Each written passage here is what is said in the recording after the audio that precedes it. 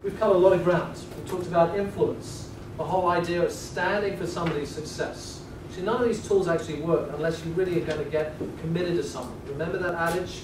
People don't care how much you know until they know how much you care. Know how much you care, exactly right. And then we started to take a look at 5 key conversations. Can you tell me what they are? Number 1 is engage, listen, pray, envision, and commit. Very good, exactly right, good. So then we started to underpin those more emotional phases of the conversations with some tools. Analyzing stakeholders using a pain gain what?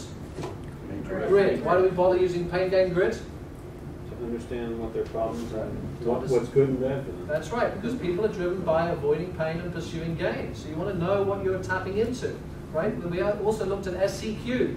Why do we bother with situation, complication, question? Because we have to boil it down to what the most important issue is. That's right, you have to zero on something meaningful, otherwise you'll be shooting the breeze in the meeting and you'll get blamed for wasting their time after half an hour. Okay, good. What about scoping critical success factors? Why is that so important? It's part of the buy-in that you want to have with your client. You know, that's right.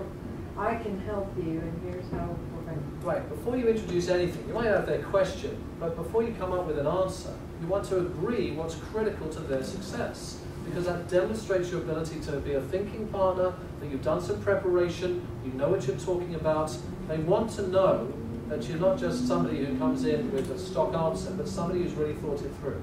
So you get agreement to what's critical, hypotheses and questions, remember that. You want to make sure that we then pinpoint with them through killer questions, what they know they don't know, what they don't know that they don't know, and also that reveals your expertise through the quality of those questions.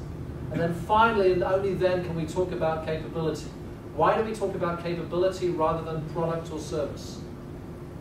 It's going to commoditize yourself, that's right. So you want to be much more open about that and talk about the breadth of capabilities that you have.